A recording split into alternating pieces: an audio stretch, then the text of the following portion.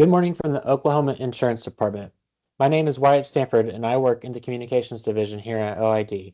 Thank you for joining us for our Medicare Mondays webinar series. For your awareness, I do want to mention that this webinar is being recorded. Before we get started, I wanted to share a little bit about what the Oklahoma Insurance, or OID, does.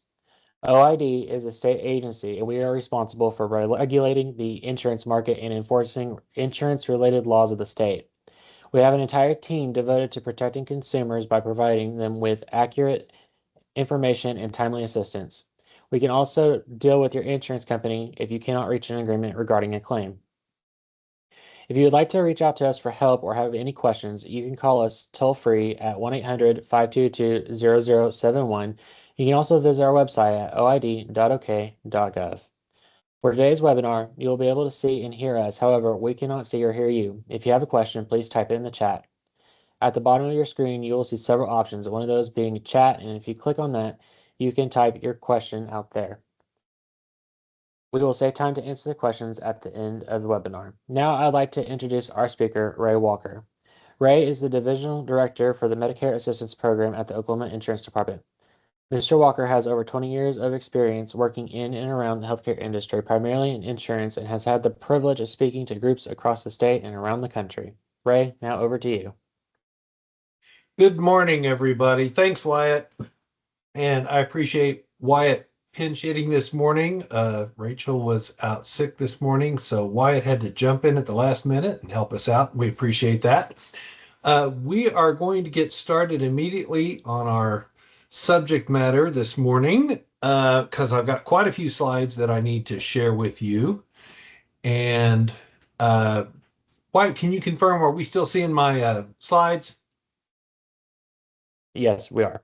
All right, good deal. Okay, so let's go ahead and get started. First, I want to remind everybody that these webinars are available to us thanks to the folks at the Administration for Community Living that provide us with funding through the grants from the federal government. One grant, the SHIP grant, gives us funding to go out and educate people about Medicare, such as the topic that we're going to be talking about today, as well as our SMP grant that gives us money to go out and educate people about fraud, waste, and abuse in the Medicare system, which is also another big problem that we've got. So moving forward, let's go ahead and start talking about Medicare supplement insurance. Wanted to share with you, one, what supplement insurance is, as well as how these things work here in Oklahoma.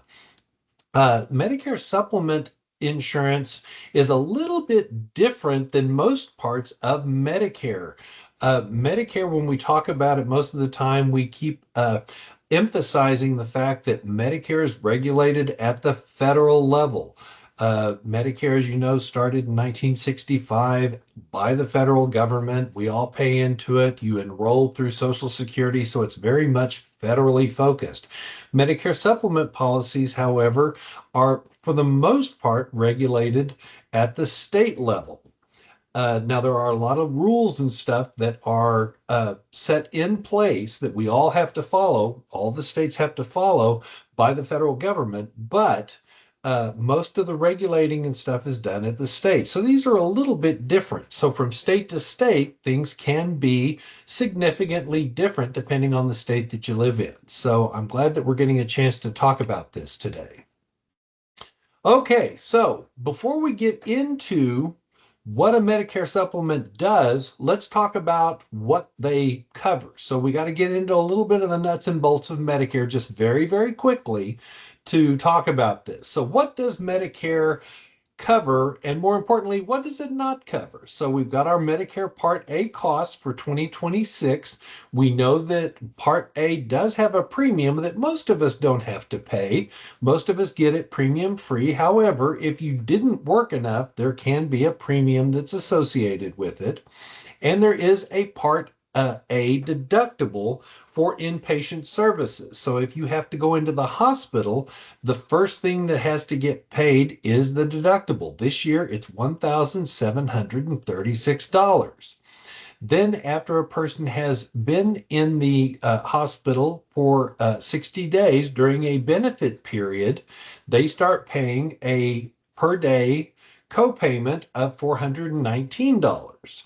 which then jumps up to $838 a day starting day 91 of that benefit period. And I know I'm moving a little bit fast on this subject, but that's because I just am trying to touch on the fact that there are these costs that are out there that a person has to pay for so that we can get into our main topic, which is the Medicare supplement policy. So those are some of the Part A costs. Other things that are covered by Part A, besides the inpatient hospitalization, skilled nursing facility, there's also going to be some costs associated with that after you've been in the skilled nursing facility for a little while. Hospice really is covered at 100%, as is home health care, but there can be some costs that you incur while you're receiving the care under hospice or home health that probably fall under your Part B. Speaking of Part B, you've got your Part B monthly premium, which is $202.90 a month for 2026. If you're in a higher income bracket, that can actually be a little bit higher. Then you've got your Part B deductible. This year, that's $283 annually. So you've got to pay that $283 for the year. And then after that, you're going to pay approximately 20% of the Medicare fee schedule for any services that you receive that are covered by Part B. Here are some of those things that are covered by your Medicare Part B. Outpatient services, things like emergency room, doctor's visits, laboratory services, x-ray, medical equipment, things like CPAP machines, wheelchairs, all of those kinds of things. Another thing that's covered by your Medicare Part B is going to be like a nebulizer, as well as the medication that goes into that nebulizer. Preventive services are also covered by Part B. So those are some of the things that you as a Medicare beneficiary would have to pay that 20% after you've paid your deductible. So, the good news is your Medicare pays approximately 80%, but that 20% that's left over could still start adding up after a while, particularly if you've got some healthcare issues. So what is this Medicare supplement insurance? It's also called Medigap coverage.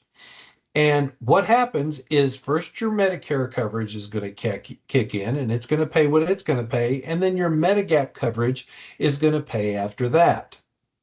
There are 10 different standardized plans that are available on the market today. Now, only 8 of those plans are available to most people who are on Medicare now because they don't allow 2 of those plans to be sold, and I'll explain more about that later on. So, for most people, they can purchase 8 of those standardized plans, and each one of those plans has different benefits that are available to them. There's a table that I'm going to show you in one of the later slides that goes over what each one of those benefits are.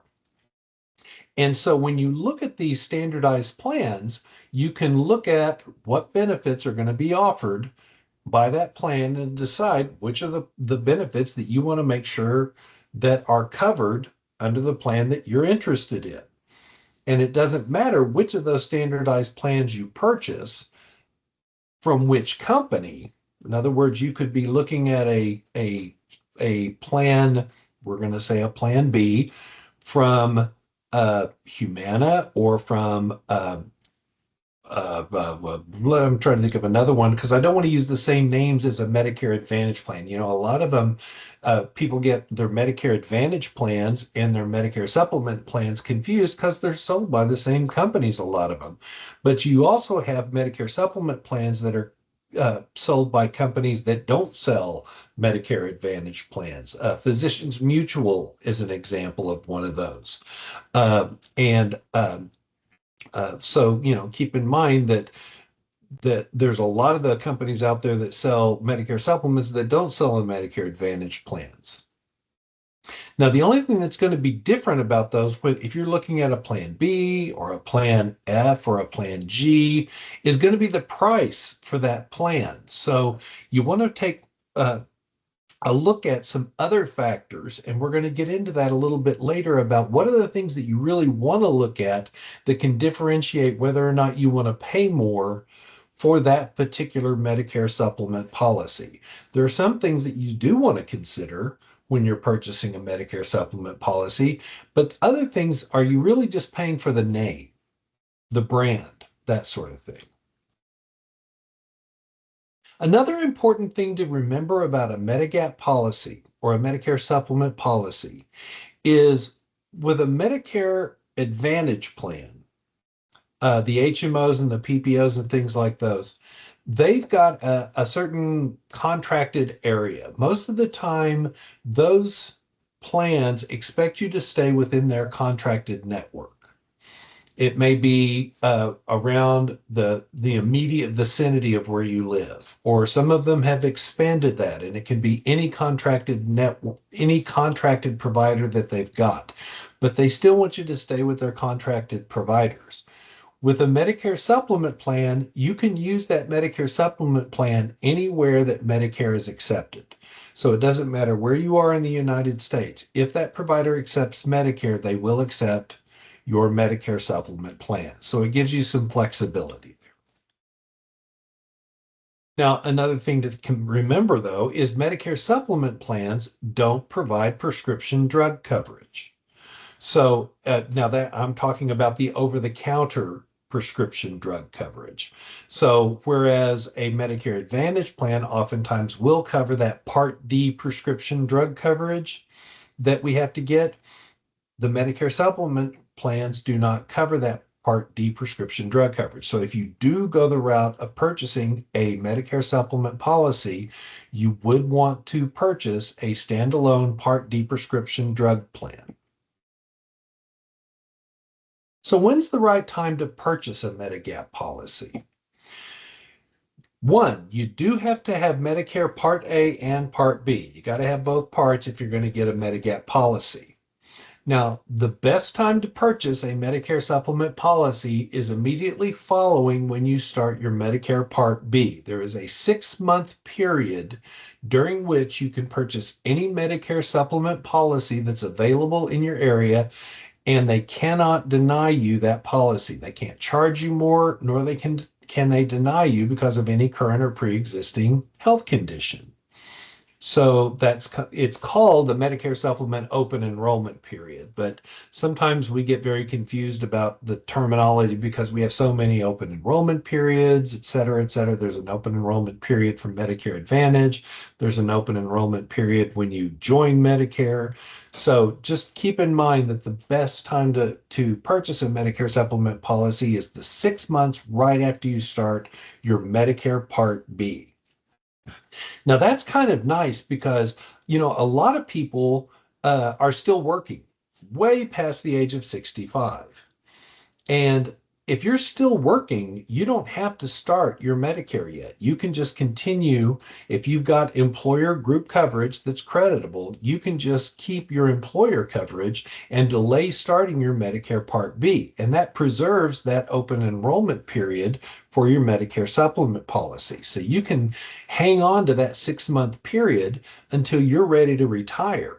And then once you retire, you can start your Medicare Part B, and then that will start that 6-month clock, and you can start shopping for that Medicare supplement policy to get the best deal. And like I said, they can't deny you because of any current or pre-existing health condition. Now, outside of that 6-month period, if you don't get a Medicare supplement policy during that 6-month period, insurance carriers can request medical records. They can look at your history. And if they feel like you're too high of a risk, they may not sell you a policy or they may charge you more.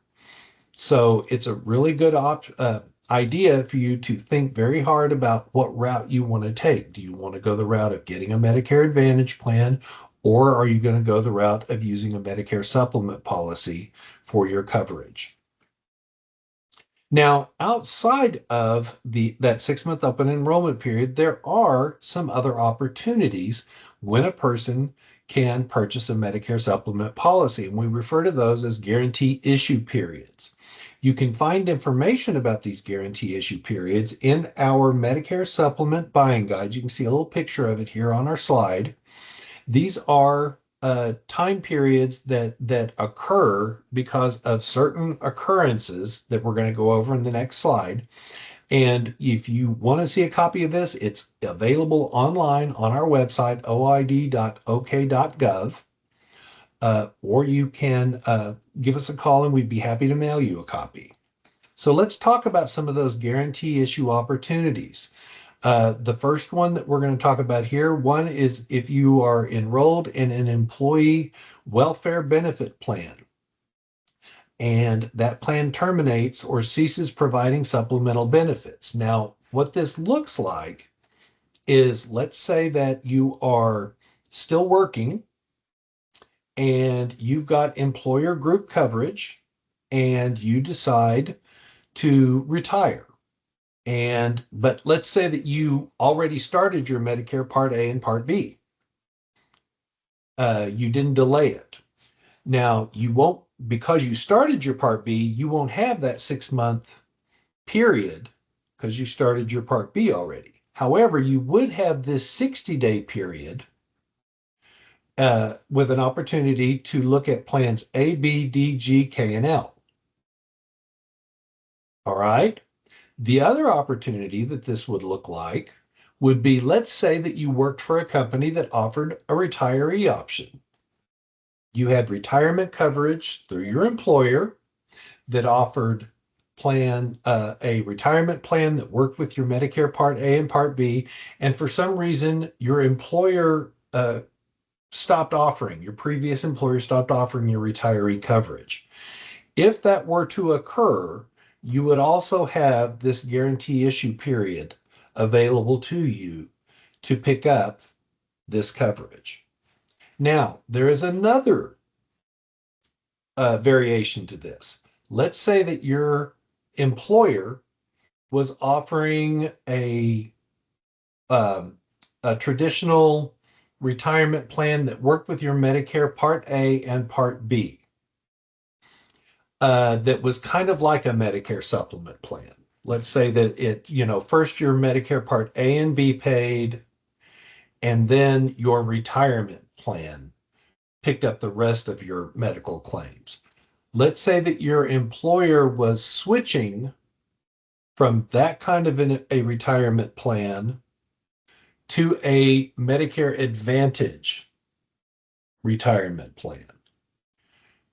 That is also considered this kind of a change, and people have been able to utilize this particular guarantee issue period for that purpose because it was considered a termination of that previous retirement plan. Now, if your retiree insurance is switching between two MA plans, it doesn't work the same way, unfortunately. Okay, so let's look at the next one.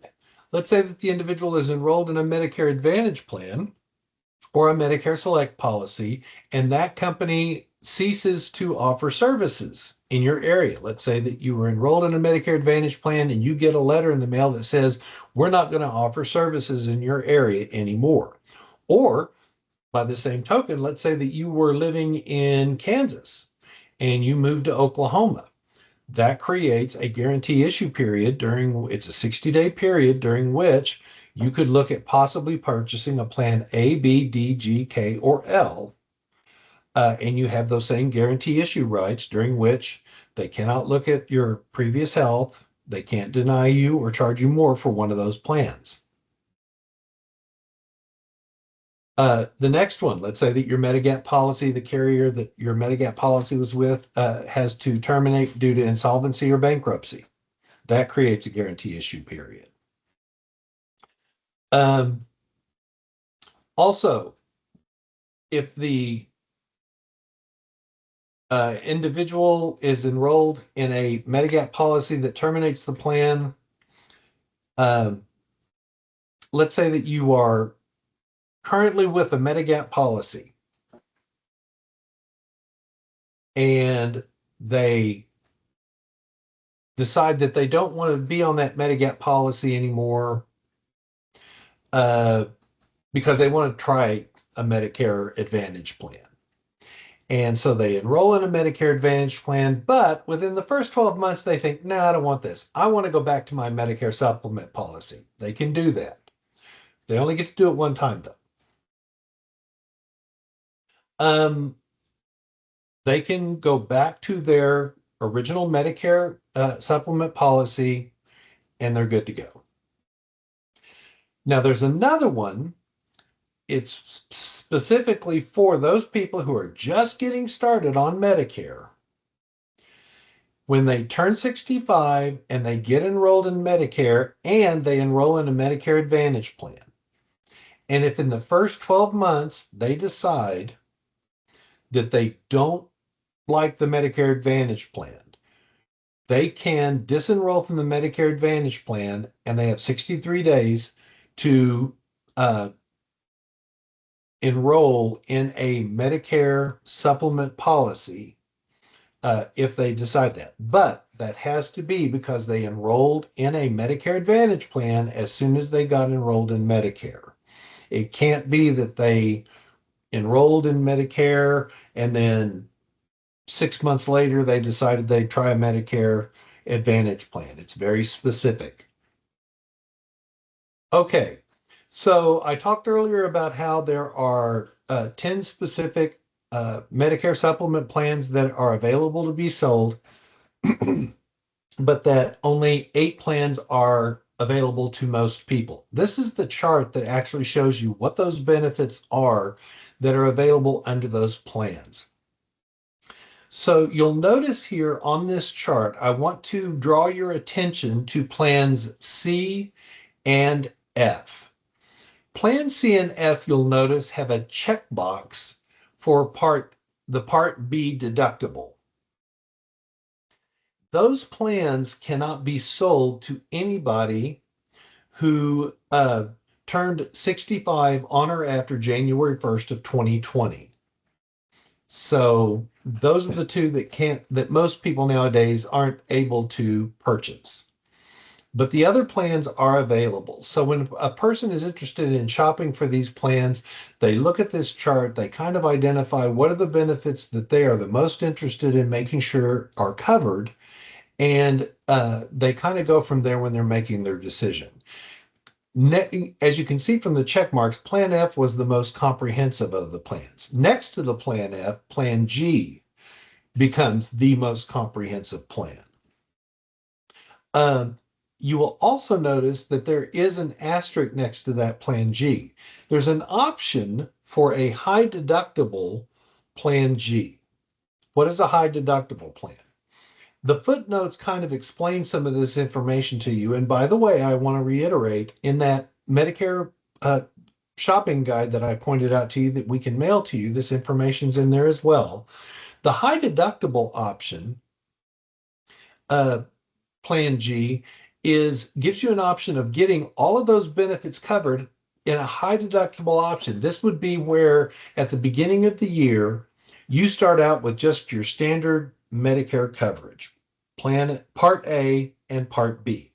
And Medicare provides your coverage and you pay all of your regular out-of-pocket costs with your Part A covering your Part A costs, your Part B covering your Part B costs. You cover your deductibles, your co-pays, and all that other stuff until your out-of-pocket costs reach that $2,870. Once you reach that $2,870, that Plan G starts covering 100% of your costs for the remainder of the year. So this is sort of a catastrophic policy. This would be there in case you had like a really bad year. So if you're somebody that's got that kind of money in a savings account, you can get a really good deal, really good monthly premiums for a high deductible Plan G that just kind of protects you in the event that you've had like one of those really bad years. So this is a good chart to sit down, kind of study, decide what you're interested in, talk to your agent about, and see which one of these makes the most sense for you. Now, Let's talk about Medicare supplements and disability. Some people are on Medicare due to disability, not because they're age 65. Are they eligible to get a Medicare supplement policy? They are. Now, everything is different from state to state, but in Oklahoma, what the law says is that any carrier that offers Medicare supplement policies in the state of Oklahoma must offer at least one of the standardized plans to individuals who are on Medicare due to disability during that 6 month initial enrollment period. All right. So, it's got to be available to them during that first 6 month period following their enrollment into Medicare Part B. And they can't be charged more than the lowest aged rate. In other words, they can't charge them a whole lot more because they're on disability. They have to charge them the same amount that they would be charging somebody who was just turning 65. Next, I want to touch base on the birthday rule because this is something that's relatively new. It just started a couple of years ago, but this is a new rule that got put into place by our commissioner that we're really excited about because this has really helped a lot of people in Oklahoma that were put into a position where they were kind of trapped. They were paying premiums in excess of 400, 500, even $600 a month because of their health conditions. They couldn't get into a different Medicare supplement policy, and they felt like they had no choice because of those significant health issues that they had. So, this is for people who are currently in a Medicare supplement policy. You have to currently have a Medicare supplement policy, and it allows those people to purchase a different Medicare supplement policy with equal or lesser benefits during a 60-day period that starts on their birth date each year. They can, during that time period, starting on their birth date, there's no medical underwriting. They don't have to worry about any pre-existing condition exclusions or anything like that to get a new supplement policy that offers the same or lesser benefits. So this is a really good time for those people that were trapped in those policies to get something at that much lesser rate. So we've seen people that were paying, like I said, $500, $600 a month get dropped down to a premium that was $100, $150, $200. So to give you an idea of what that equal to or lesser than premiums benefits would look like, if you were somebody that was on a plan F, you would be able to choose any of the plans that are on this list that were available to you. If you were currently on a plan G, and you were looking for an equal to or lesser than, you could get a plan A, B, D, G, K, L, etc. So this table is available in those materials that we talked about. So if you were wanting to know based on what current Medicare supplement plan you are currently on, you could get our booklet, and this would help you figure out which plans would be available to you to select as far as another purchase. Now, there's another component of that birthday rule. And this one is one that requires, this is specific to those people who are on Medicare due to disability. A lot of those people got a Medicare supplement when they were on disability, and they don't realize they get a whole new open enrollment period when they turn 65. As I spoke about earlier, they were locked into a Medicare supplement. They could only get one of the 10 standardized plans when they were on disability. But when they turn 65, that opens the door to all of the possibilities for any of the standardized plans when they turn 65. This new rule requires their current carrier to send them a letter that says, don't forget, you get a new open enrollment period when you turn 65. So this is a good opportunity for those people to take advantage of that and possibly get a good deal on a much more robust policy that covers more of their benefits.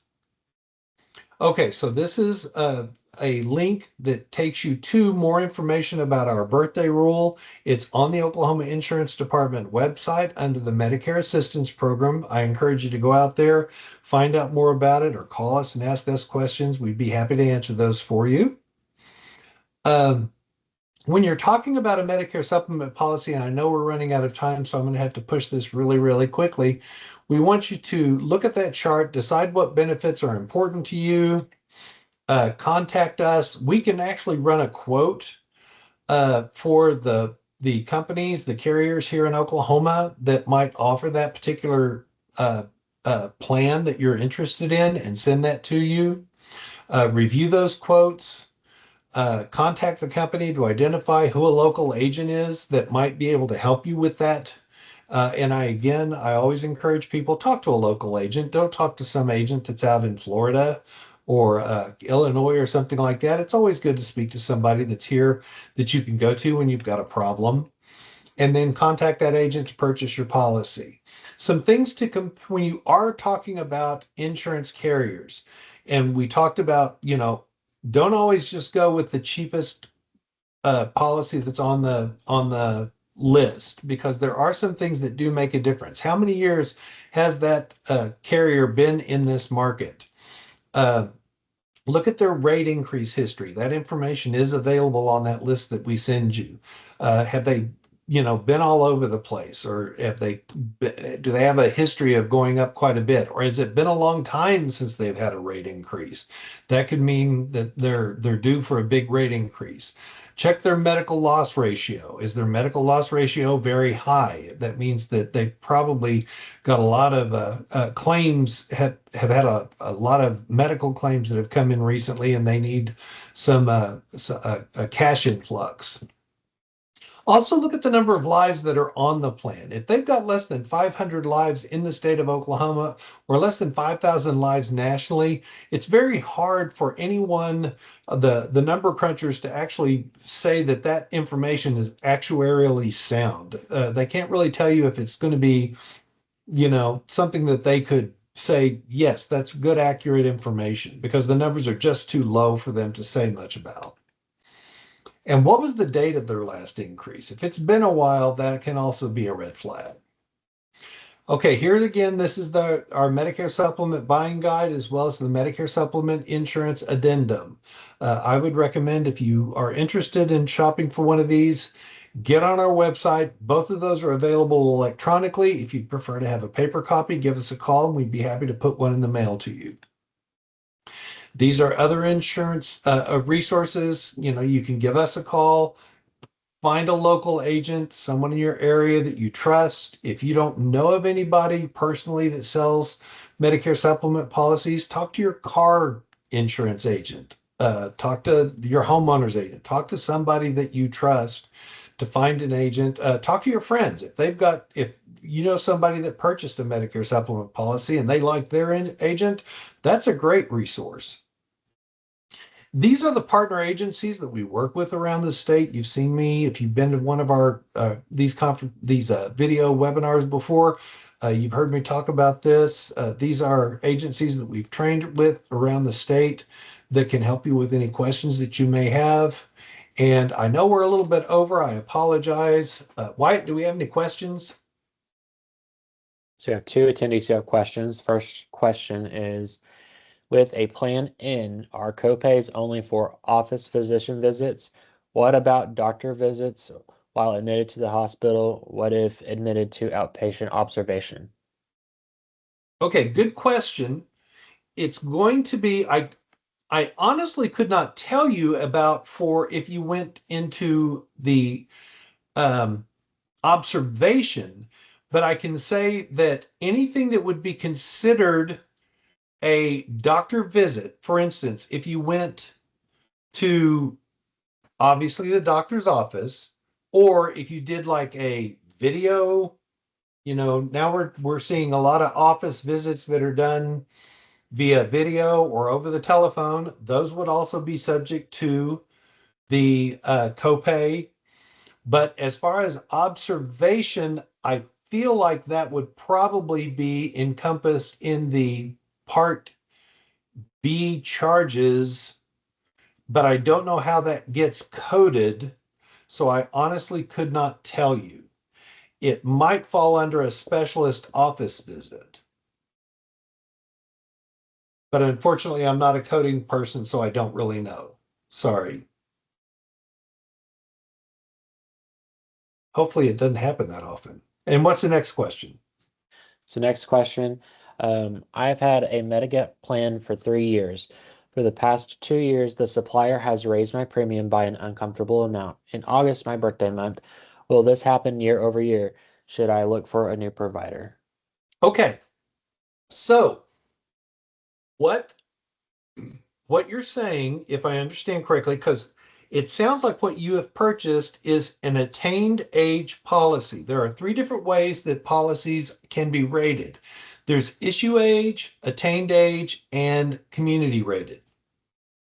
Community rated policies are based on basically where the person lives. They uh, are probably the one that's going to go up the slowest, but they still are going to go up. There's an issue age policy that is based on the age you are at the time you purchase the policy. It doesn't go up every year just simply because you're getting older.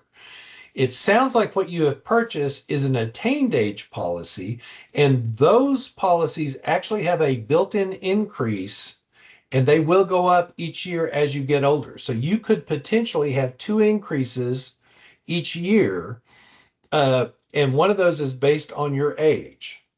So you could take advantage of the birthday rule and purchase a different policy during that 60-day period. And what you might want to talk to your agent about is looking at the potential of buying an issue age policy if you want to get away from that potential for that second increase.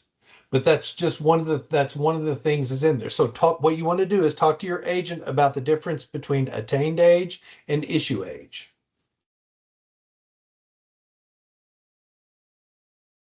Any more questions? I think those are all the questions we have, and I just want to remind everyone that this webinar is being recorded, and you'll be able to find that on OID's YouTube page and at map.oid.ok.gov under educational videos. And if you have any additional questions, please do call us or email map@oid.ok.gov. Okay, well, thank you everybody for joining us. I appreciate you coming and joining us today and look forward to seeing you again next month and hope you have a great day.